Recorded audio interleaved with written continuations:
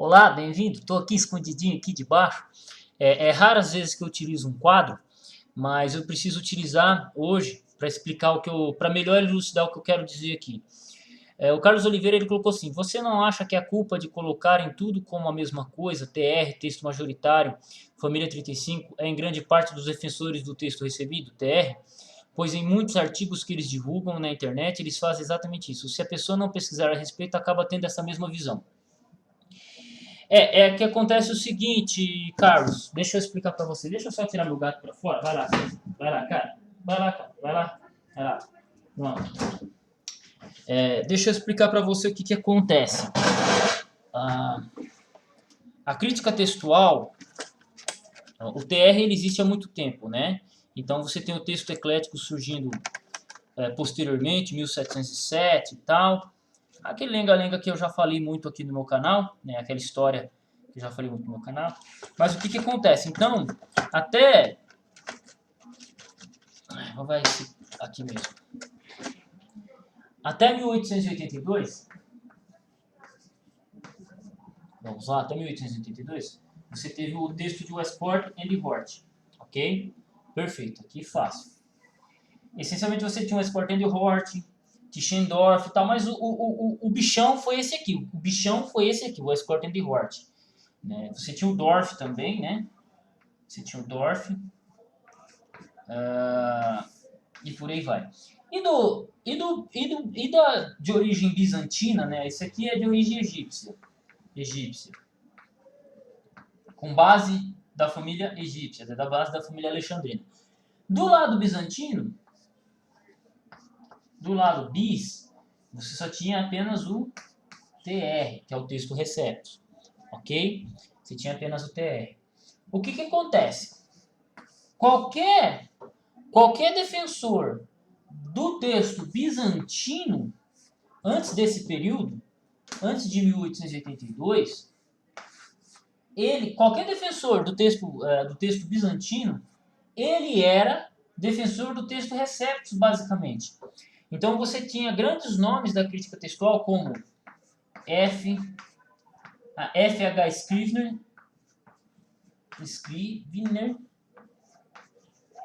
Você tinha também um outro nome que me fugiu, que foi praticamente o cara que direcionou,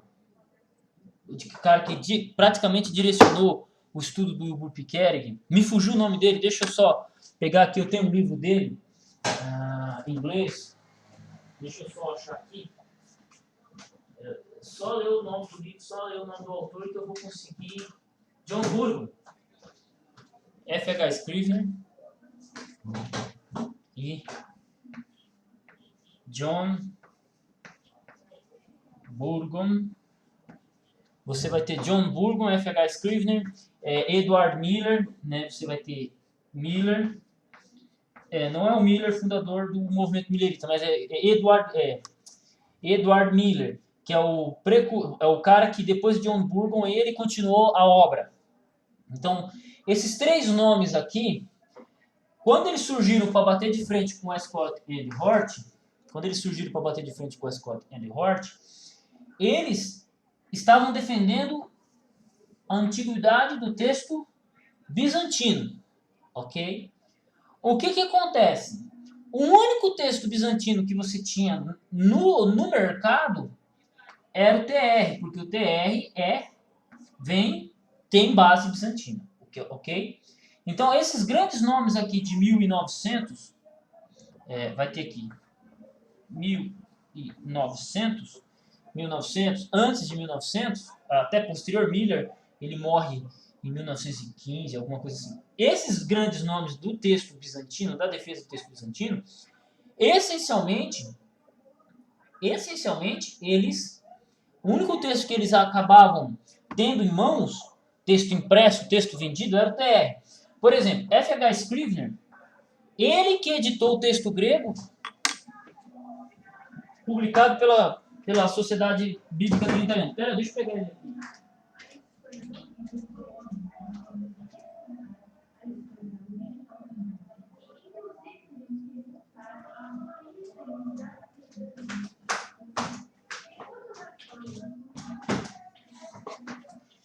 Esse aqui, que é vendido pela Sociedade Bíblica Trinitariana, é o texto de F.H. Scrivener. Deixa eu pegar aqui para vocês verem aqui.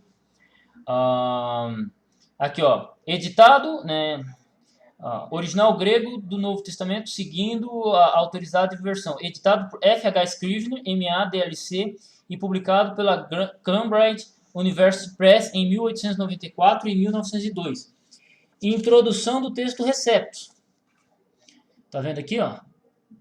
Então, esse texto Receptus aqui é o texto Receptus de F.H. Scrivener, ok? O que acontece? F.H. Scrivener não concordava com a Coma Joanina. Ele fala no livro dele que é uma introdução, ok? Ele fala que foi uma intromissão textual dentro do texto grego, a Coma Joanina, que é a Coma Joanina que está no texto Receptus aqui. Ele está nesse texto Receptus. Mas F.H. Scrivener era contra a Coma Joanina, ok? John Burgon, ele dá base. Esse aqui é o pai do texto majoritário, essencialmente.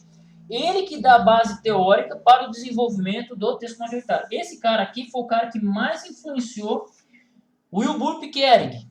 O Wilbar, né? Wilbur Pickering, esse cara aqui é o que mais influenciou. Tanto que a tese de mestrado ou de doutorado do Wilbar é exatamente sobre John Burgon, a contribuição de John Burgon. Eu vou perguntar para o Freitas depois se foi a tese de mestrado ou doutorado dele, que foi essa aqui. Foi falando sobre a contribuição de John Burgon para a crítica textual do Novo Testamento. Que ele era um cara de grandeza, um cara de tamanho e grandeza, ok?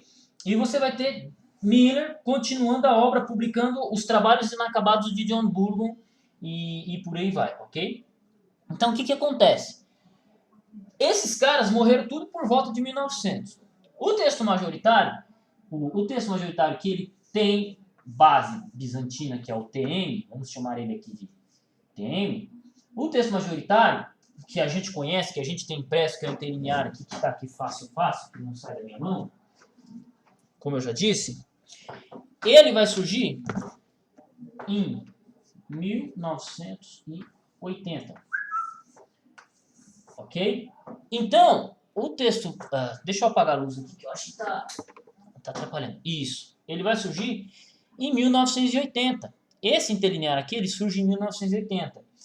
E quando ele surge com uma catalogação manuscritológica, então ele não é mais apenas meia dúzia, né? Ele não é apenas meia dúzia de manuscritos sendo reimpresso e reimpresso, que é o caso do texto Receptus. Ele não é apenas um texto grego, o texto majoritário não é apenas um texto grego, que é a reimpressão de textos da Reforma, da época de Erasmo, né? O texto Receptus, ele foi um texto impresso, reimpresso e sendo reimpresso pelos editores posteriores, e não houve uma atualização textual essencialmente, ok?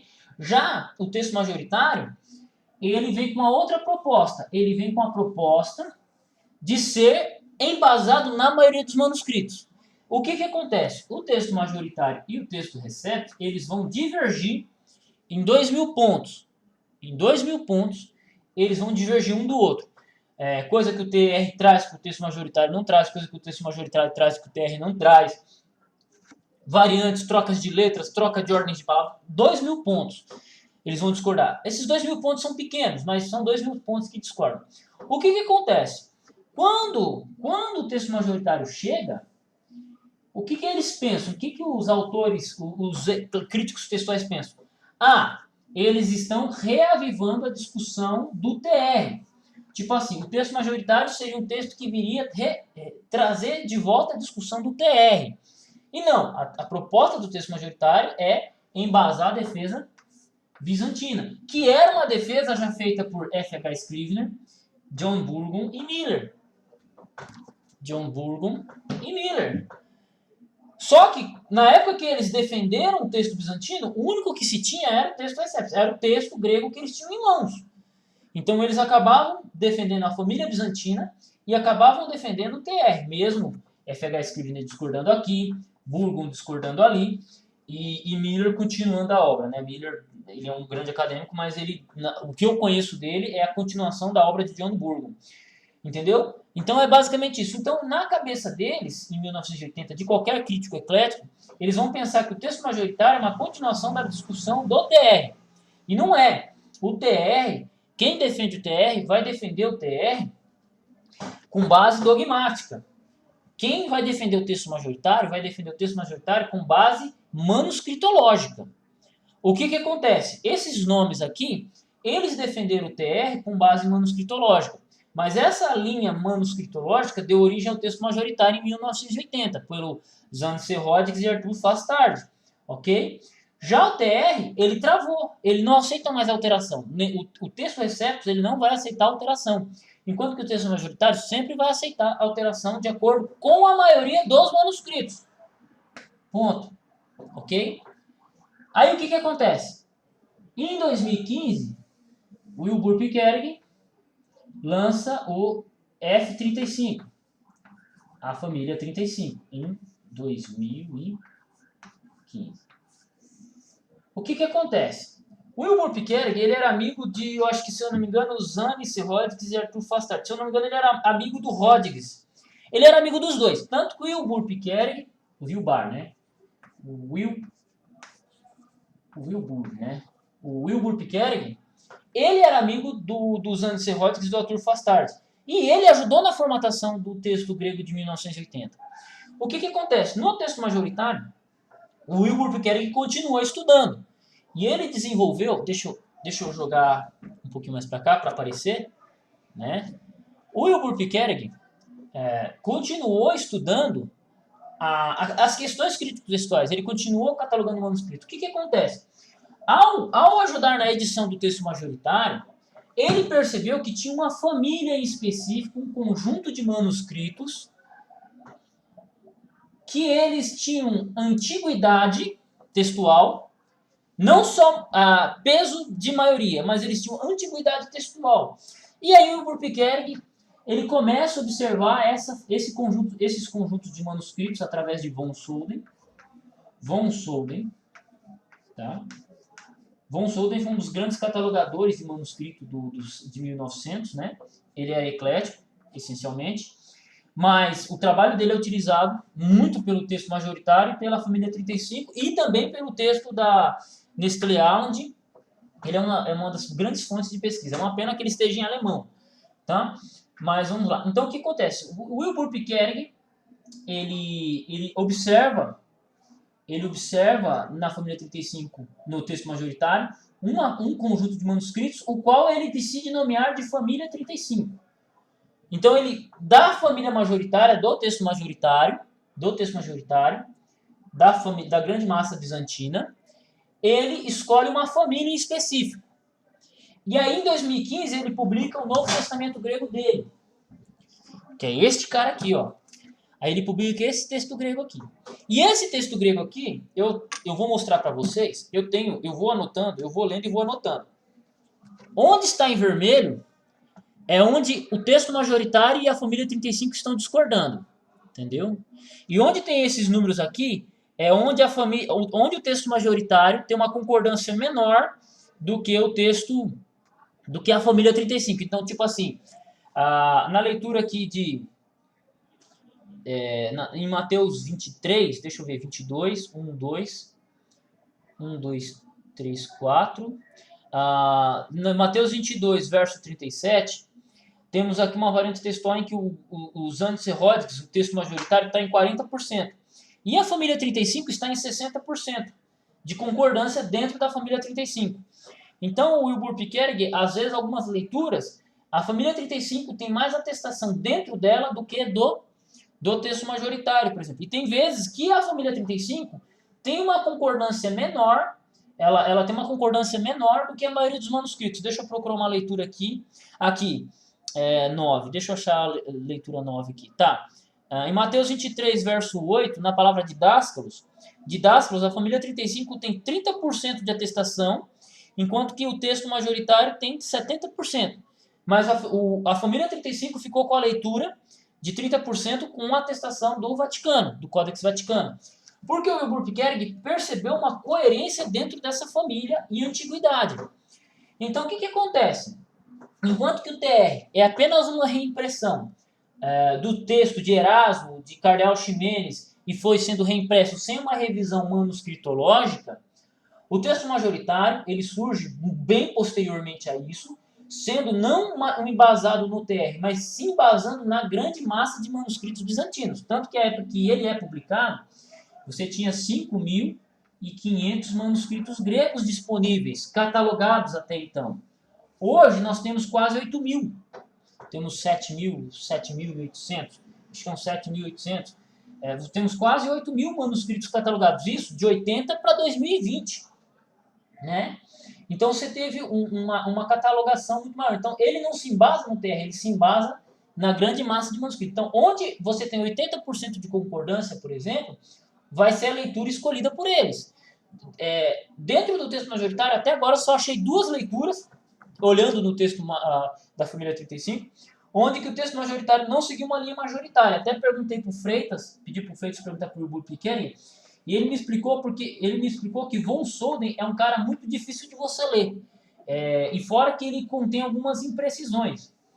Então, é natural. Então, eu já achei 2 leituras até agora em que o texto majoritário não segue a maioria dos manuscritos, mas é devido à dificuldade de ler von Soden. Ponto. Porque von Soden ele segue uma linguagem muito doida. Ele segue a família K de Koiné, né?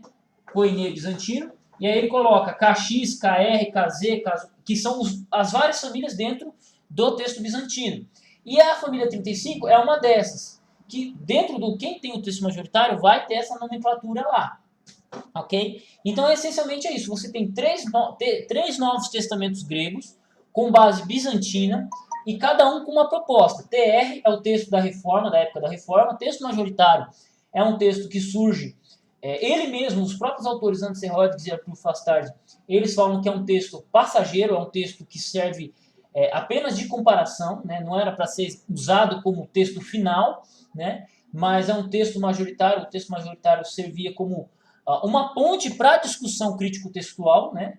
E por aí vai. E a família 35 surge em 2015, por isso que você não vai ter manuais de crítica textual comentando, você não vai ter críticos textuais, a molecada da teologia, sabendo muito bem o que é a família 35, porque você não tem muita coisa escrita. Você não tem nada, você só tem 2 livros escritos sobre o assunto. God Has Preserved His Text e Date of the New Testament 4, os 2 livros do Burpiqueri. Entendeu? São os 2 únicos livros sobre o assunto. E alguns vídeos na internet, meus, do Teodidatas e agora do Freitas, do Marcelo Freitas. E o Freitas está traduzindo God Has Preserved His Text. E então, assim, está sendo produzida coisas agora sobre a família 35 para ela ser analisada pelos ecléticos e ser analisada pelos defensores do texto majoritário, ok? E também pelos defensores do texto recebido. Beleza? Então essa é a minha explicação sobre o assunto. Cara, isso aqui vai virar minha aula de crítica textual. O que acontece? Voltando ao início da nossa discussão. Lembra que eu falei que em 1900 você só tinha o TR, você teve esses autores aqui, né? Esses autores aqui, F.H. Scribner, John Burgon e Miller, influenciando os defensores do texto majoritário da família 35, ok?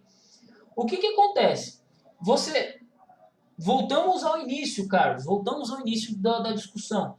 Então, é natural que os ecléticos, quando eles olham a discussão envolvendo o texto majoritário, envolvendo a família 35, envolvendo o TR, acham que tudo é a mesma coisa, e não é. Não é a mesma coisa. Cada um tem uma proposta. A família 35 não é a maioria dos manuscritos. A família 35 é uma família específica da família bizantina, do grupo bizantino. Texto majoritário tecnicamente, basicamente a concordância da maioria dos manuscritos em 80, 90, 95% de concordância. Então ele vai seguir a maioria dos manuscritos. E o TR é o texto da Reforma, surgido na Reforma com Erasmo Roterdã, Cardeal Ximenes e sendo reimpresso. Desculpa repetir, mas essa é a base. Então, quando um cara como o Dois Dedos de Teologia vê a família 35, ele já, por ela ser bizantina, ele já linka com TR, e não é. Cara, a família 35, ao meu ver, pelo que eu analisei até agora, a teoria envolvida para construir ela está muito mais próxima do texto eclético, do texto eclético. A teoria, não estou falando do texto em si. A teoria, ela se aproxima muito da abordagem eclética. E o Burpiqueri, eu acho que deve ficar doido comigo. O Freitas fica meio doido comigo quando eu falo isso. ela se aproxima muito da abordagem eclética. Deixa eu colocar aqui embaixo. Da abordagem do eclética.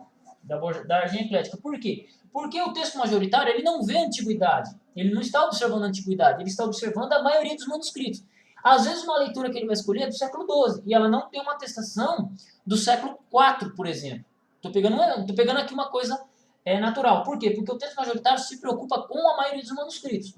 Já a família 35, ela não se preocupa com a maioria dos manuscritos. Ela se preocupa com essa família específica e com leituras antigas. Então você vai ter uma leitura, uma atestação de leitura, que às vezes ela não vai estar na grande maioria dos manuscritos, mas ela vai estar na família 35, que é uma família específica, e ela vai ter uma atestação às vezes do Vaticano, ou do Sinaítico, ou de algum papiro, e o Burpiquer descobriu isso. Então essa abordagem ela se aproxima do texto eclético, porque o texto eclético ele se baseia na antiguidade. Desculpa, não está aparecendo, tá, gente? Mas ela se baseia na antiguidade. Eles focam a leitura antiga. E quando a leitura antiga há divergência entre dois manuscritos antigos, eles vão para a evidência interna. O Wilbur Pickering ele foca na família 35, e quando tem uma leitura antiga, uma atestação antiga, ele se foca nela. Entendeu? Então ele encontrou nessa família. Então é um negócio que está sendo escrito até agora. Está sendo coisas produzidas. Nos manuais de crítica textual não tem família 35. O mais atual que você tem de crítica textual falando sobre a família 35 são meus vídeos. São meus vídeos. São uns vídeos do Wilbur Pickering também que ele mencionou isso. Que ele mencionou, que ele explicou. Graças a Deus tem um vídeo desse no meu canal. E é isso aí. Então, isso aqui é a discussão. Eu não estou indo nem para fora do texto da discussão bizantina, eu estou dentro da discussão bizantina. Eu não estou discutindo o Escort and the Hort, não estou discutindo o texto eclético, que é o Nestlé Aland, a quinta edição revisada, eu só estou discutindo dentro do texto majoritário. Tá bom, mas, Adolfo, por que só você está falando isso e os outros não falam? Porque os outros não estudaram crítica textual, a história da crítica textual como eu estudo. Entendeu? Esses nomes que eu estou mencionando aqui, por exemplo, Scrivener, Burgon, Miller, algumas pessoas conhecem ela só de nome. Von Soden, alguns caras só conhecem ele de nome. Poucos caras no YouTube conhecem Von Soden. Um dos poucos caras que citam Von Soden com facilidade é o Fábio Sabino. É o Fábio Sabino. Entendeu? Então, um dos poucos canais que tratam de crítica textual com profundidade que temos no YouTube é o Fábio Sabino, que é um teólogo liberal, que eu tenho conhecimento, e o outro canal que vai tratar de crítica textual com certa profundidade é o meu, entendeu? Então, é isso aí. Então, por que os caras não comentam isso? Porque eles não estão adentrados. Então, por exemplo, quando você pega um cara, pega qualquer um falando sobre crítica textual, ele vai olhar o texto majoritário, família 35, e vai jogar tudo no mesmo bolo, texto recebido, e não é. É texto bizantino, é discussão bizantina. Eu resumi só. Temos ainda o outro, que é o Robson Pierpoint, né? Robson Pierpoint, é um texto de 2005, mas a abordagem dele é muito parecida com o texto majoritário. O Robson Pierpoint, deixa eu só subir aqui. O Robson Pierpoint, a abordagem dele é muito parecida com o texto majoritário. São teorias praticamente irmãs, né? Entendeu? Então, é basicamente isso. Então, por que muita gente confunde? Porque eles jogam tudo no mesmo saco, né? Eles acham que o texto majoritário é uma defesa do texto recebido, e não é. O texto majoritário é uma defesa do texto bizantino. O TR, com todo respeito, eu tenho grande respeito, mas não é. Então, o que acontece? Os caras confundem. E aí chega a família 35, eles pegam todo esse preconceito e jogam no mesmo balão. Jogam no mesmo balaio. Ok? Deixa eu apagar aqui, para mim dar continuidade aqui para a linha de argumentação. Deixa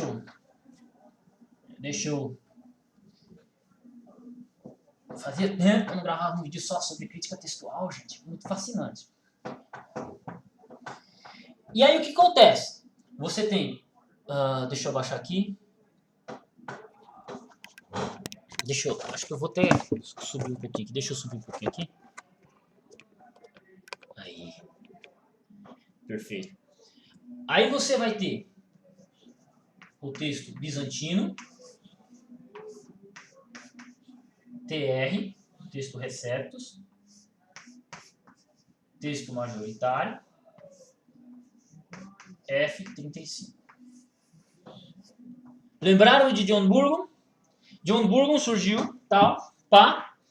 O que acontece? Os defensores do texto recebido, eles, como eles não atualizaram manuscritologicamente seu texto, eles não aceitam alteração do texto, a defesa do TR, ela é dogmática. Lembram-se dessa palavra que eu falei? Eles defendem o texto receptus não com base manuscritológica, mas com base dogmática. Por quê? Eles creem que o texto receptus é o texto bizantino. Não, o texto receptus tem base bizantina. Ele é embasado em manuscritos bizantinos. Mas não quer dizer que ele representa todos os bizantinos. E aí eu menciono Atos 8:31. Menciono aqui como a Joanina. 1 João 5:7. Coma Joanina. 1 João 5:7. Essas leituras, elas não estão na maioria dos manuscritos. Elas estão no TR. Ok? Então, o cara, por exemplo, o autor, o cara que vai defender o texto receptus, ele vai falar assim, não, o TR está na maioria dos manuscritos. Só que se você chegar para ele e falar assim, então me explica onde que está como a Joanina na maioria dos manuscritos e onde que está Atos 8:31. Deixa eu só ver Atos 8:31 mesmo. Só para não dar erro. Eu uso muito esses dois versos aqui, Atos 8:31, porque eles são os grandes textos assim que você tem uma divergência bem clara entre o texto majoritário e o texto recebido. Atos 8. Gente, hoje a aula tá top. Atos 8:38. Isso mesmo. É Atos 8:38. Atos 8:38, tá? Conferir aqui no texto majoritário. Se eles vão falar assim, não, o TR é a maioria dos manuscritos bizantinos. Só que eu estou mencionando só dois. Eu poderia citar mais uns 10 aqui, mas eu vou citar só esses dois. A Coma Joanina, que fala 3 são os que testificam em Atos 8:38, não estão na maioria dos manuscritos. O que eles vão fazer? Eles vão usar dogma para defender. Por quê? Porque não tem atestação manuscritológica. Ok? Então, isso aqui é o TR. Essa é a defesa do texto recebido, dogmático. Só que, como você tinha John Burgon, Scrivener e Miller, eles dão a base para a defesa manuscritológica.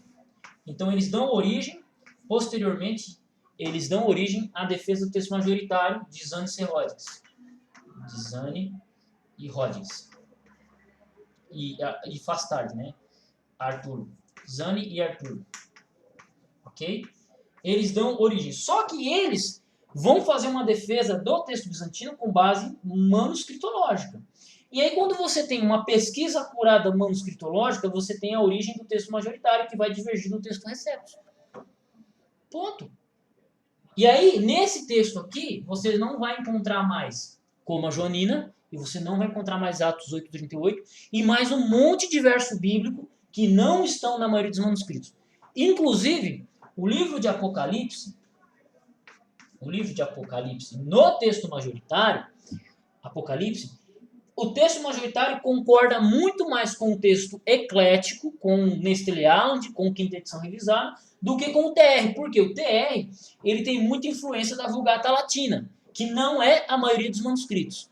Entendeu? Enquanto que o texto eclético tem apenas 2 emendas conjecturais, deixa eu explicar o que é uma emenda conjectural. Emenda conjectural é uma leitura que você não tem atestação de manuscrito grego nenhum.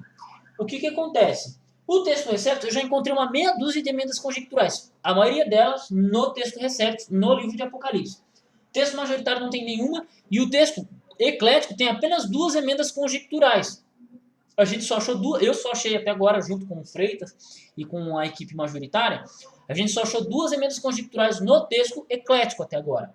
e uma meia dúzia de emendas conjecturais no texto receptus, mas nenhuma no texto majoritário, ok? Então, isso é a diferença entre um e outro. A diferença entre o da família 35 eu já expliquei. É uma família específica bizantina, você tem lá, vamos pôr aí, 38 famílias bizantinas, e essa é uma delas. Necessariamente ela não vai estar na maioria dos manuscritos, necessariamente ela não vai concordar com o TR, entendeu? Então, a família 35 é uma família específica. Assim como a família egípcia, e aí já temos as comparações, a família egípcia alexandrina, ela vai ter 6 manuscritos. Vamos lá, 6 manuscritos essencialmente. Vamos pôr 6 manuscritos, que é Sinaítico, Vaticano, Efraimita, Sinaítico, Vaticano, Efraimita, Washingtonianos, vamos ter lá 2 papiros, e aí você tem esses aí que são a base brutona, do egípcio. E aí você vai buscar dentro da concordância desses a estruturação do texto. A família 35 segue a mesma lógica. Você tem 38 famílias, vamos lá, por 38 famílias dentro do texto bizantino, 40 famílias. Você pega uma família que tem um grau de concordância e você estrutura o texto a partir dela.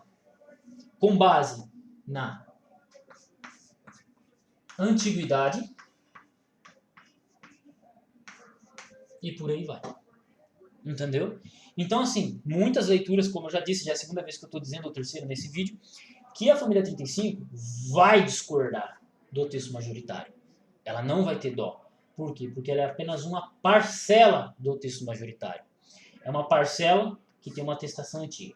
Adolfo, você defende a família 35? Você defende a família 35? Ainda não. Eu me enquadro ainda dentro do grupo do texto majoritário. Mas eu vejo grandes avanços na família 35. E eu vejo grandes avanços para críticas textual na família 35 e uma ótima maneira de dialogar com o texto eclético. A família 35 ela vai conseguir dialogar com o texto eclético de maneira fascinante. Basta os pesquisadores quererem pesquisar. Basta os pesquisadores quererem conhecer. Então, me dei mais 4 ou 5 minutos para eu finalizar. Então, Carlos Oliveira, por que todo mundo confunde? Por causa disso. Você pega muitos ecléticos achando que TR, texto majoritário e família 35 é a mesma coisa. Não é. Você vai ter muito defensor do texto receptus que vai falar assim, mas essa leitura está na maioria dos manuscritos. Só que nem todas as leituras do TR estão na maioria dos manuscritos. Como a Joanina, Atos 8:38. É doido, cara. É doido. Então, eu fiz um vídeo meu que está na Liga Projética que eu desafiei os defensores do texto receptus me mostrarem onde que esse texto está na maioria dos manuscritos e onde que esse texto está na maioria dos manuscritos. É claro que o vídeo tem um outro contexto, mas eu fiz esse desafio e nenhum deles vai me responder e me provar isso. Por quê? Porque eles sabem que não está. Aqueles defensores do texto receptus que sabem que o texto recebido não é baseado na maioria dos manuscritos, eles sabem que esses dois textos não se encontram na maioria dos manuscritos. Mas eles defendem esse texto por dogma. Eu não tenho problema nenhum em falar que esses dois textos não são autênticos pela maioria dos manuscritos, porque de fato não são. O texto majoritário está aqui para provar isso, a família 35 está aqui para provar isso. Eu não olhei no Robson PowerPoint de 2005, mas eles estão aí para provar isso. Entendeu? Então, assim, o problema é que atualmente os defensores do texto, muitos defensores do texto receptus, eles vão usar a abordagem majoritária para defender o texto receptus. Eles vão usar o texto majoritário para defender o texto receptus. Só que o TR fica sem base majoritária em alguns versos. Entendeu? Então é uma incoerência por parte deles utilizarem o texto majoritário. Ou o cara defende o texto receptus por dogma, porque ele crê que seja um texto inspirado, ou ele defende o texto majoritário com base manuscritológica, que representa a questão bizantina. Entendeu? E você tem a família 35, que estamos pesquisando, estamos analisando, eu estou tentando entender a família 35, entendeu? Pode ser que no meu vídeo tenha alguns erros, ocorram alguns erros concernente à família 35, mas eu tenho analisado, eu tenho estudado, eu tenho tentado compreender ainda. Por quê? Porque é um texto novo, de 2015. É um texto de 2015. São apenas 5 anos em que o texto está aqui. E o texto foi publicado em 2015 e eu só fui conhecer ele em 2018. Eu só fui conhecer esse texto em 2018. Então só faz 2 anos que eu conheço a família 35. E eu, como eu sou um cara meio cauteloso, eu não saio abraçando uma ideia sem antes entender ela. Sem antes entender ela. Porque eu levei tempo para entender o texto majoritário. Entendeu? Eu levei tempo para entender a lógica majoritária. Entende? Defensor do TR, nunca fui. Nunca fui. Entendeu? Nunca fui. Mas eu tenho um respeito. É o texto que eu levo para a igreja. Entendeu? Mas eu nunca fui. E é isso aí, gente. Então, assim, o erro de achar, de jogar tudo junto, é desconhecimento do assunto. Desconhecimento do assunto. E é devido, sim, aos defensores do texto recebido se colocarem na posição de defensores do texto majoritário. E eles não são defensores do texto majoritário. São defensores do TR. Eu defendo a maioria dos manuscritos, essencialmente, ainda. Por enquanto. Entendeu? E não vejo problema nenhum de mudar para a família 35. Eu não tenho problema nenhum de mudar para a família 35 ou futuramente mudar minha abordagem para o texto eclético. Eu não vejo problema nenhum. Atualmente, eu vejo que se eu for tentar defender o texto egípcio, o texto eclético, eu vou cair numa coisa chamada, não vou dizer liberalismo, mas eu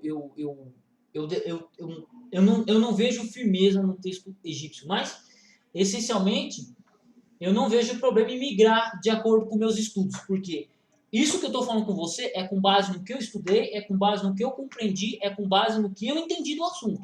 E, atualmente, eu me firmo, eu vejo uma solidez no texto majoritário na questão de transmissão. Tenho visto com bons olhos, e muito bons olhos, a família 35, com muito respeito, analisado, observado alguns pontos, porque o que me interessa é a base teórica para a construção do texto. Esse aqui eu entendi de maneira clara. Esse aqui eu estou entendendo, eu entendi de maneira clara, mas eu estou procurando entender mais. Entendeu? E o texto egípcio, eu tenho dificuldades de entender a lógica. Por quê? Uma hora, o texto egípcio, o sinaítico e o Vaticano concorda. Quando o sinaítico e o Vaticano concorda, beleza. Aí eu entendo. Tranquilo, tá? Não há discussão. Só que tem muitas as vezes o sinaítico e o Vaticano discordam. E aí, meu amigo, aí começa o rolo. Uma hora o texto eclético fica com o Vaticano, outra hora fica com o sinaítico, outra hora rejeita os dois e vão ficar com o Beza, outra hora vão ficar com o Efraimita. Então, é muita divergência em poucos manuscritos. Entendeu? Se basear em poucos manuscritos é um erro. Por isso que eu acho, na minha visão, atualmente, o texto eclético, eu tenho dificuldades, e eu tenho dificuldades com o TR.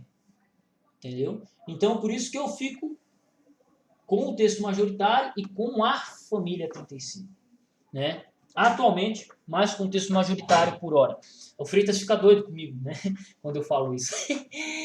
Adolfo, por que você não se curvou ainda à família 35? Mano, porque eu estou estudando, tá em análise, tá? Se um dia eu chegar a ser defensor da família 35, nós vamos defender a família 35, mas por hora eu estou analisando. Por quê? A família 35 foi idealizada pelo Wilbur Pickering. Wilbur, na minha opinião, foi a maior mente defensora do texto majoritário. Atualmente, é o maior defensor do texto majoritário vivo. Entendeu?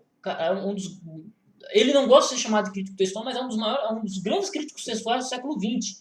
Ele debateu com Daniel B. Wallace, ele debateu com Gordon Defee. O cara, tipo, ele dialogou com Kurt Aland, se eu não me engano. Então é um cara no nível de discussão desses caras, velho. Ele tá vivo. E é a maior mente. É o maior defensor majoritário que se teve. E atualmente ele abandonou o texto majoritário e desenvolveu a família 35. Chegou à conclusão da família 35. Um detalhe: texto majoritário Já passei do meu tempo. Texto majoritário, ele não vai ter um manuscrito que traga, me traga lá um manuscrito que seja majoritário.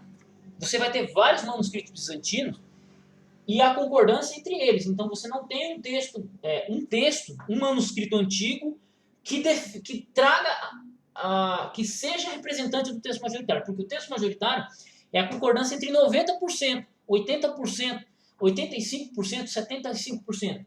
Ok? Então você não tem, por exemplo, o Evangelho de Mateus, você não tem um manuscrito que seja 100% texto majoritário. Entendeu? Já na família 35, não. O Wilbur Piquerig foi lá para o Evangelho de Mateus e escolheu um manuscrito. Para o Evangelho de Lucas, escolheu outro manuscrito. Para o Evangelho de João, escolheu outro manuscrito. E eles representam a família 35 integralmente. Entendeu? Cara, é doido, mas é isso aí.